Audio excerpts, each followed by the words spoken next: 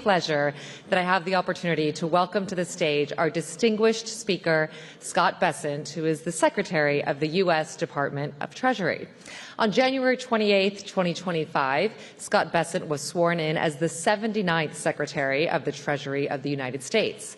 As Secretary, Mr. Bessent is responsible for the U.S. Treasury's wide-ranging mission to maintain a strong economy, foster economic growth, and create job opportunities for all Americans by promoting the conditions that enable prosperity at home and abroad, as well as managing the U.S. government's finances.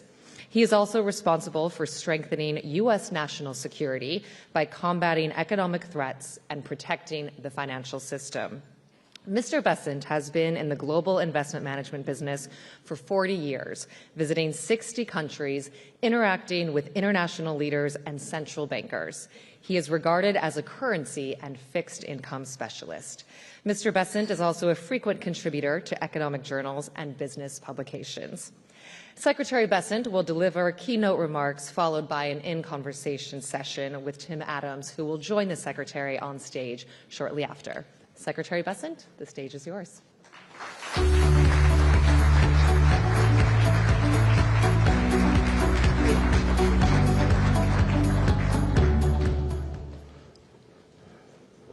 Good, thank you. Excuse me. Good, and thank you for that kind introduction. It's an honor to be here. In the final months of World War II, Western leaders convened the greatest economic minds of their generation. Their task? To build a new financial system.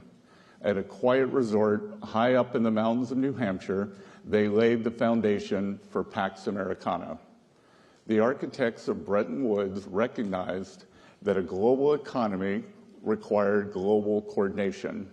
To encourage that coordination, they created the IMF and the World Bank.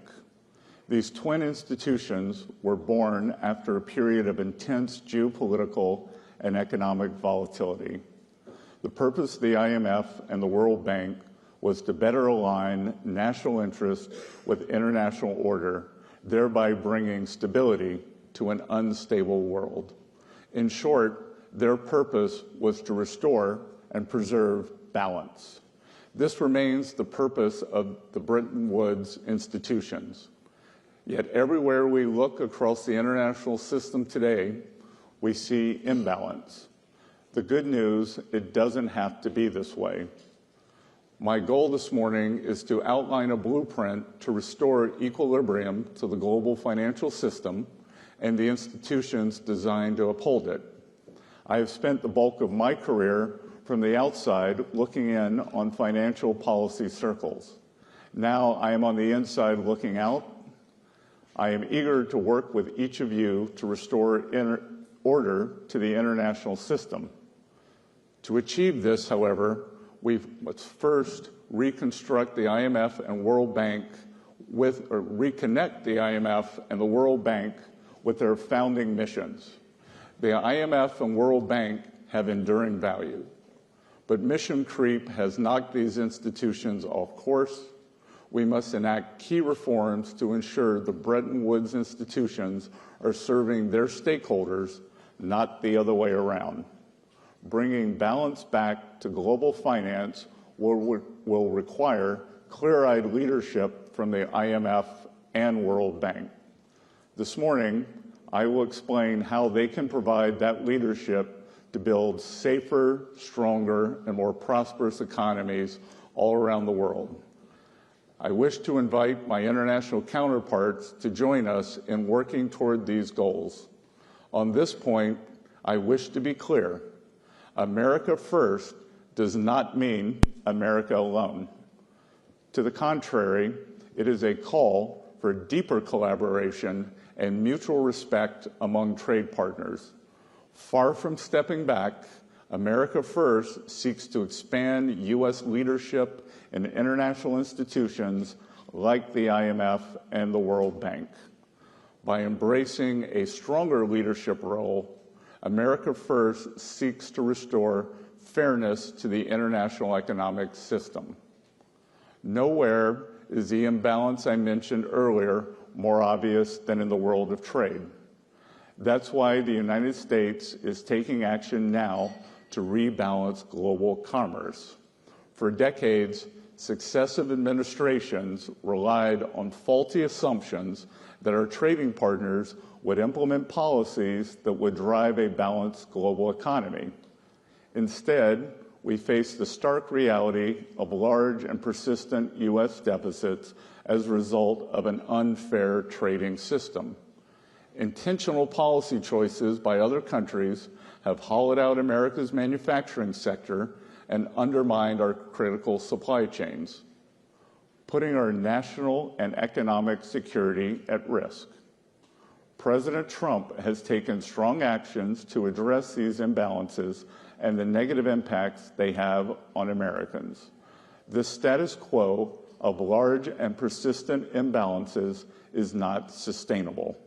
It is not sustainable for the United States, and ultimately, it is not sustainable for other economies.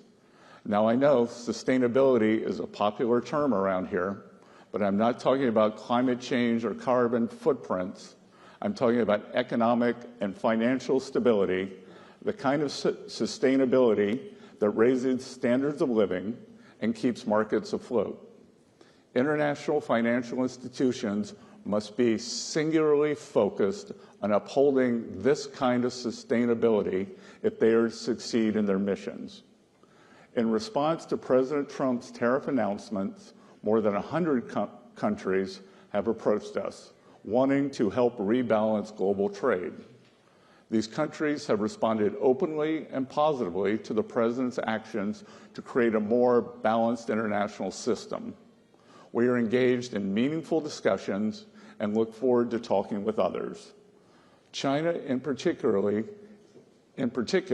is in need of a rebalancing. Recent data shows the Chinese economy tilting even further away from consumption toward manufacturing.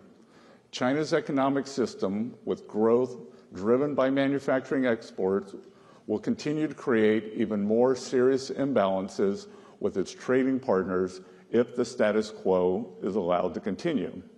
China's current economic model is built on exporting its way out of its economic troubles. It's an unsustainable model that is not only harming China, but the entire world. China needs to change. The country knows it needs to change. Everyone knows it needs to change, and we want to help it change because we need rebalancing too. China can start by moving its economy away from export overcapacity and towards supporting its own consumers and domestic demand. Such a shift would help with global rebalancing that the world desperately needs. Of course, trade is not the only factor in broader global economic imbalances. The persistent over-reliance on the United States for demand is resulting in an ever more unbalanced global economy. Some countries' policies encourage excess savings, which holds back private sector-led growth. Others keep wages artificially depressed, which also suppresses growth. These practices contribute to global dependence on U.S. demand to spur growth. They also lead to a global economy that is weaker and more vulnerable than it should be. In Europe, former ECB President Mario Draghi has identified several sources of stagnation, and he has outlined several recommendations to get the European economy back on the right track. European countries would do well to take his recommendations to heart. Europe has already taken some long overdue initial steps that I applaud. These steps create a new source of global demand and also involve Europe stepping up on the security front. I believe global economic relationships should come to reflect security partnerships. Security partners are more likely to have compatible economies structured for mutually beneficial trade. If the United States continues offering security guarantees and open markets, then our allies must step up with stronger commitments to shared defense. The initial actions from Europe on increased fiscal and defense spending are proof that the Trump administration's policies are indeed working. The Trump administration and the U.S. Treasury are committed to maintaining and expanding U.S. economic leadership in the world. This is especially true at the international financial institutions.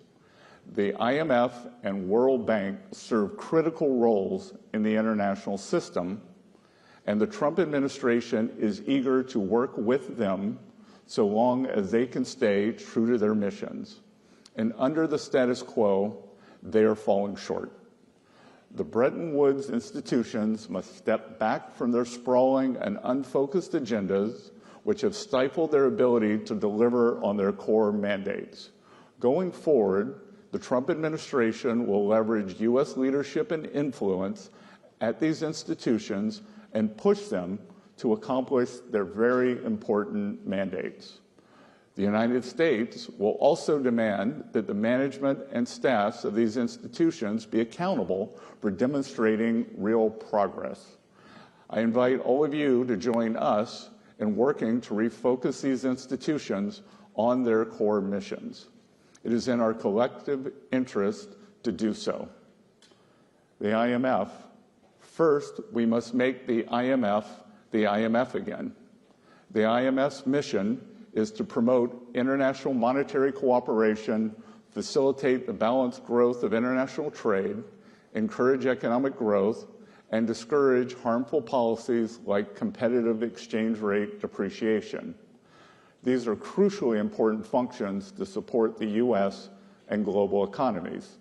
Instead, the IMF has suffered from mission creep. The IMF was once unwavering in its mission of promoting global monetary cooperation and financial stability. Now it devotes disproportionate time and resources to work on climate change, gender, and social issues. These issues are not the IMF's mission. And the IMF's focus in these areas is crowding out its work on critical macroeconomic issues. The IMF must be a brutal truth teller and not just to some members. Today, the IMF has been whistling past the graveyard.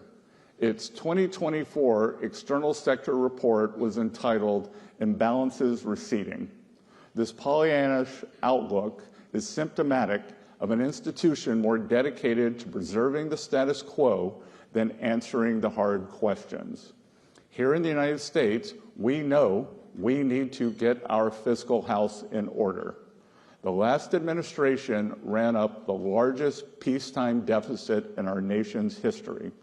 The current administration is committed to fixing this. We are open to critique, but we will not abide the IMF failing to critique the countries that most need it, principally surplus countries. In line with its core mandate, the IMF needs to call out countries like China that have pursued globally distortive policies and opaque currency practices for many decades. I also expect the IMF to call out unsustainable lending practices by certain creditor countries. The IMF should push more proactively official bilateral lenders to come to the table early to work with borrower countries to minimize periods of debt distress. The IMF must refocus its lending on addressing balance of payment problems, and its lending should be temporary. When done responsibly, IMF lending is at the very core of its contribution to the global economy. When markets fail, the IMF steps in and makes resources available. In exchange, countries implement economic reforms to resolve their balance of payments issues and support economic growth.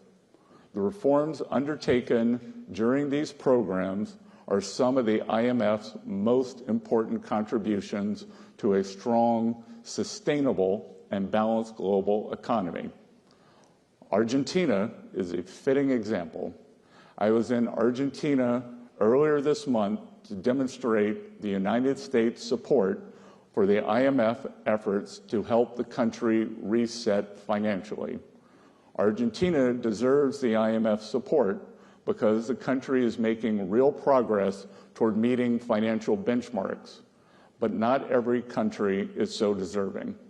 The IMF must hold countries accountable for implementing economic reforms, and sometimes the IMF needs to say no. The organization has no obligation to lend to countries that fail to implement reforms. Economic stability and growth should be the markers of the IMF's success, not how much money the institution lends out. World Bank. Like the IMF, the World Bank must be made fit for purpose again. The World Bank Group helps developing countries grow their economies, reduce poverty, increase private investment support, private sector job creation, and reduce dependence on foreign aid. It offers transparent and affordable long-term financing for countries to invest in their own development priorities.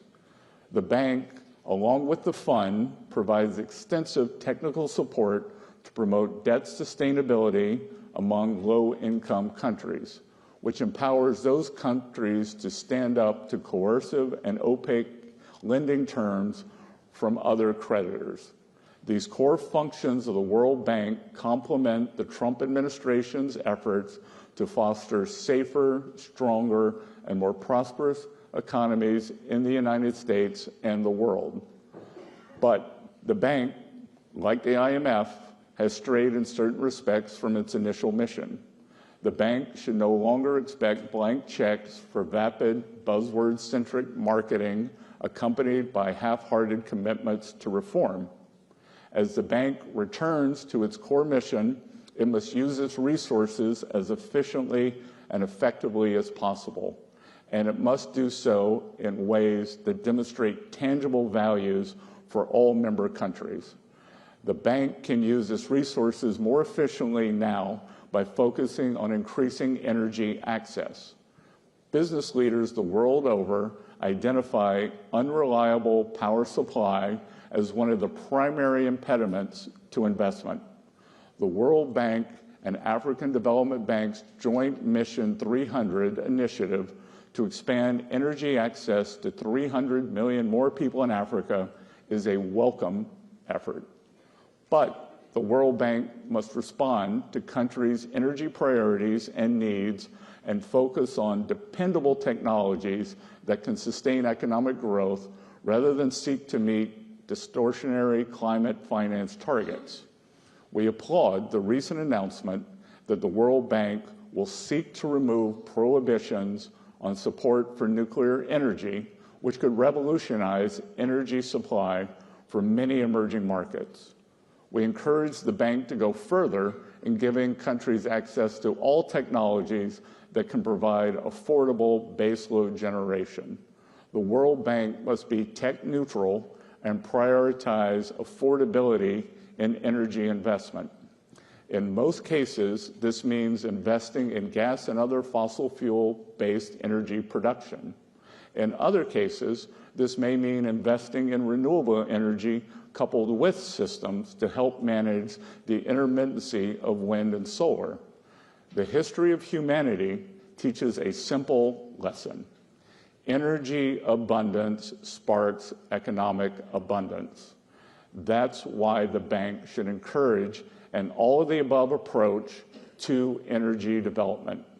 Such an approach will make World Bank financing more effective, and it will reconnect the bank to its core mission of economic growth and poverty alleviation. In addition to increasing energy access, the World Bank can use its resources more effectively by starting to apply its graduation policy. This would allow the bank to focus on lending to poorer, less creditworthy countries. This is where World Bank support makes the biggest difference for poverty and growth. Instead, the World Bank continues to lend every year to countries that have met the criteria to graduate from World Bank borrowing. There is no justification for this continued lending. It siphons off resources from higher priorities and crowds out the development of private markets. It also disincentivizes countries' efforts to move away from dependency on the World Bank and toward job-rich, private sector-led growth. Going forward, the bank must set firm graduation timelines for countries that have long since met the graduation criteria. Treating China, the second largest country in the world, as a developing country is absurd. While it has been at the expense of many Western markets, China's rise has been rapid and impressive. If China wants to play a role in the global economy commensurate with its actual importance, then the country needs to graduate up. We welcome that. The World Bank should also implement transparent procurement policies based on best value. It must help countries move away from procurement approaches that prioritize only the lowest cost bids.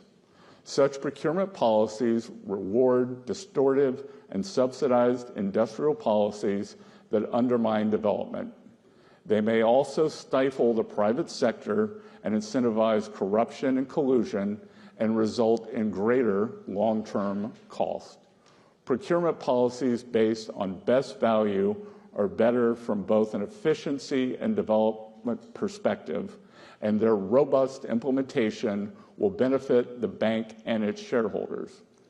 Related to this subject, I wish to send a strong, and I emphasize strong, message about procurement policies as regards Ukraine. No one who financed or supplied the Russian war machine will be eligible for funds earmarked for Ukraine's reconstruction. No one. To conclude, I invite our allies to work with us as we rebalance the international financial system, refocus the IMF and World Bank on their founding charters. America First means we are doubling down on our engagement with the international economic system, including at the IMF and the World Bank. A more sustainable economic system will be one that better serves the interests of the United States and all the other participants in the system. We look forward to working with all of you in this endeavor. Thank you.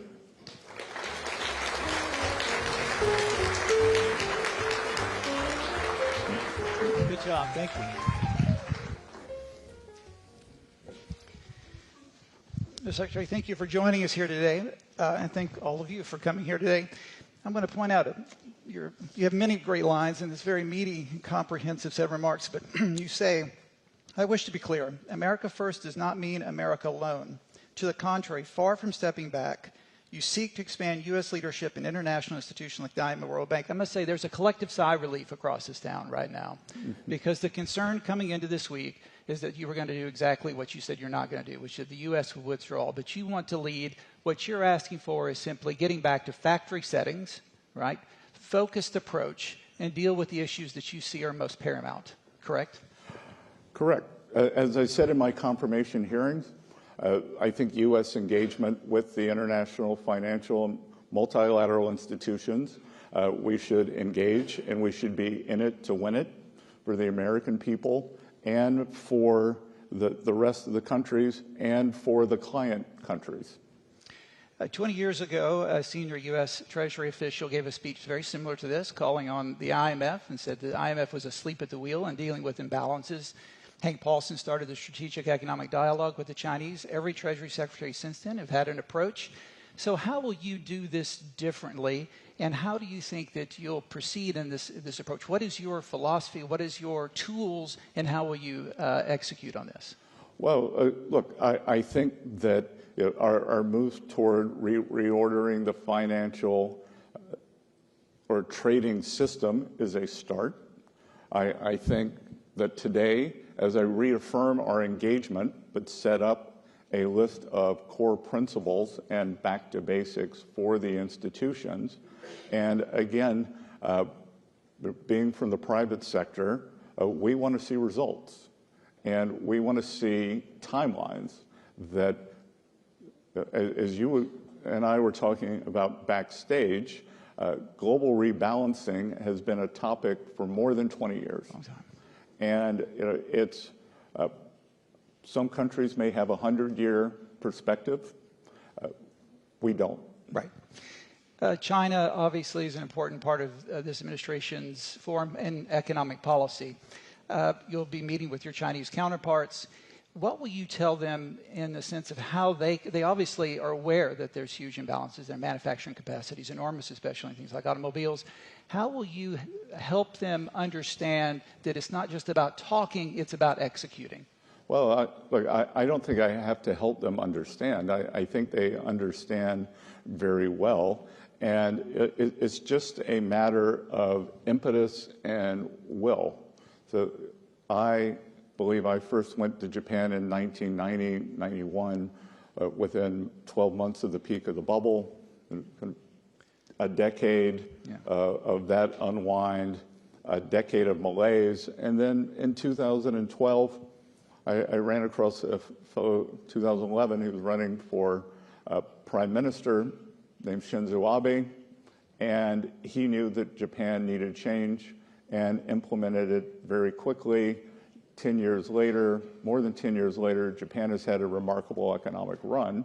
And I think that our Chinese counterparts that will come to this realization, and if some of our policies, sometimes it takes an external push. Right. Alternatively, what I have said previously, there is an opportunity for a big deal here, that the U.S. is looking to rebalance to more manufacturing. The identity of that would be less consumption.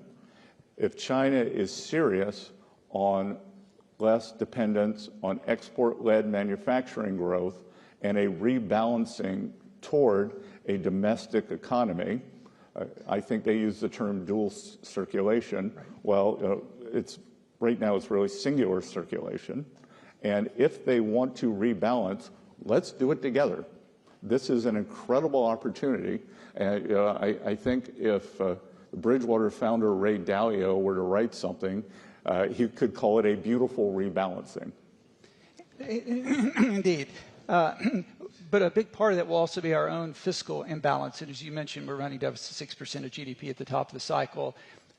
Not sustainable, as you yourself have pointed out.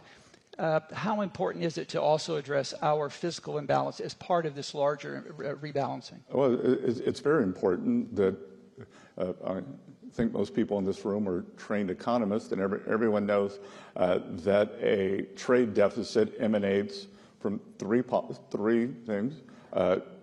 External trade policies, which we are intent on addressing, and the external trade policies can be tariffs, non-tariff barriers, currency manipulation, and the state subsidy of labor and means of production. Mm-hmm. So terms of trade or trade regulation is one. Two is our budget deficit. So the larger our deficit, the more it creates a demand suck, also pushes up the interest rates. And then three, the level of the dollar. The U.S., we continue to have a strong dollar policy, and the dollar will adjust based on markets. Everyone asks me, well, what does a strong dollar mean? And to me, the strong dollar means having the policies in place to deserve capital flows and have confidence. But it doesn't mean that the price on the Bloomberg screen every day. And it also has different meanings in terms of bilateral the prices. So it's really three-pronged. But Tim, to your question, I have talked about we did not get here quickly with this spending. The U.S. does not have a revenue problem. We have a spending problem. And I have suggested, when I first met President Trump, to talk about joining his campaign 2 years ago, that we need to get back to a long-term sustainable budget deficit of something with a 3 in front of it, which works. We have 2% nominal growth or 2% inflation, projected 1.8% growth, which I think could be much higher if we implement our economic policies. Now, you reaffirmed the strong dollar policy first articulated by Bob Rubin. Valerie Giscard d'Estaing in the 1960s talked about the U.S. exorbitant privilege of the dollar. There are some in this town who question that privilege and actually see it as a burden. Do you see it as a privilege? That the U.S. sits at the center of the global economy is enabled by the use of dollars, and that it's natural that the usage would come down over time. And I think that the U.S. will always, for my lifetime, be the reserve currency. I actually am not sure that anyone else wants it. I can't remember, one of the European officials said today, maybe it was Mr. de Guindos, I can't remember, said, oh, well, the euro could become a second reserve currency. Well, we've just had a substantial appreciation in the euro. For export economies, it's a lot of pressure. And look, I think that the reaffirming our belief in these international institutions is also part of that. You mentioned the euro. You mentioned in your comments Mario Draghi's report from last year. There was the letter report. Before that, I've been spending a lot of time in Europe. There does seem to be a much more a buoyant atmosphere in Europe. They see this as an opportunity for them. I said something about a possible renaissance. I was heckled a bit, but I actually am pretty positive on Europe. Do you think this is an opportunity to shift some of that demand? The world is reliant on U.S. final demand. To shift some of that demand for Europe, is this a positive time for Europe? Look, I think it can be.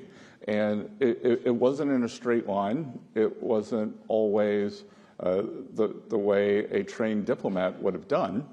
But I think we should all congratulate President Trump. He has done what a succession of European leaders have tried to do for the past 26 years, since the advent of the euro, that whether it's the French, the Italians, other European countries have tried to get Germany to increase their fiscal spend and drive the European economy, and that I applaud these nascent efforts because it's a combination. It's a combination of economic stimulus, and it is a combination of burden sharing on the European continent for defense. And as I've said many times before, economic security is national security is economic security. So if this European plan works, that I applaud it. I had a private meeting with the Spanish finance minister last week, 2 weeks ago, and he said, you're going to be pleasantly surprised with where we go on military spending, and that this 2% number today, he was right. Yeah. So you're already taking on these tasks. You have China, more consumption, less investment, deal with their manufacturing excess capacity. Europe is a great opportunity. The U.S. rebalancing here, including on fiscal. So what do you want the IMF to do? What would you like to hear from Kristalina over the next couple of days, or the board, in the new direction, again, back to factory settings direction? What do you want to hear from them? Well, again, I think it's just been mission creep. Yeah. And just occasionally you have to trim your garden when the weeds grow. And I think that it's back to basics. What are our priorities, and how are we going to judge success?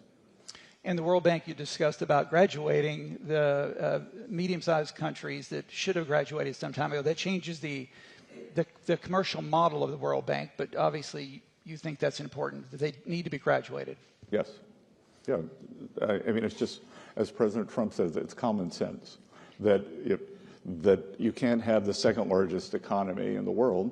And it's as I said in my speech, I applaud their rapid growth, but You don't get both. I have a teenager who sometimes wants to be treated like a child, sometimes wants to be treated like an adult, and I got one of those too. Yeah, and it's an adult economy. You mentioned energy, specifically nuclear, during the campaign, and since you've become secretary, you've talked about energy production is one of your important legs. The U.S. produces about 13 million barrels of oil a day, the largest producer in the world. What more do we need to do here, and how can the World Bank, what do they need to do more to encourage fossil fuels as well as nuclear, and I assume all the above? Yeah, look, the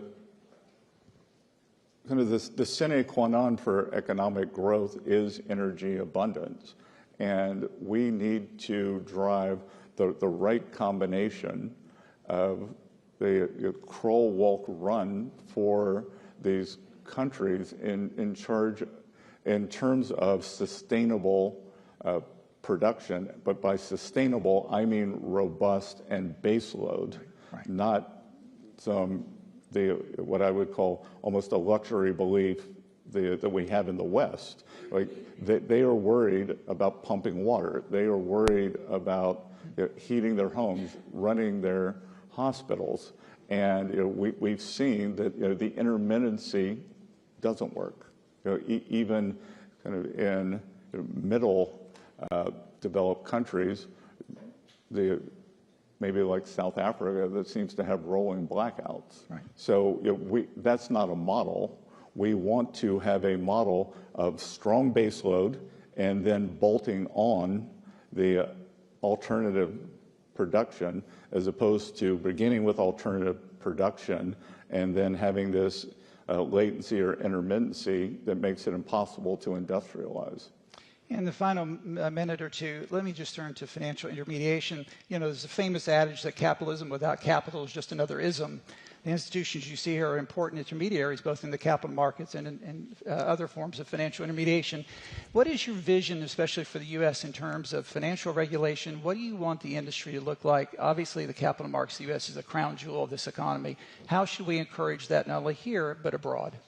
Well, I think that I've been getting a lot of questions on private credit, and I think that private credit is an interesting addition to the U.S. Mosaic, and it is the depth and breadth of our capital and credit markets that powers the U.S. economy, and it's the innovation there. I think that private credit's a very new and interesting part, but it is happening outside of the regulated ecosystem. Right. And I always like to say, I'm not an economist, I'm an economic historian, and I think that is a distortion of the system, and it tells me that the post-2008 regulatory corset is too tight on the regulated institutions, and we want to deregulate them or make them more able to provide the opportunity to lend to the American economy and perhaps into the international economy in a smart, safe, and sound way. As we've seen, the history of financial crises is a overreaction on one side, and I think that we had a regulatory overreaction.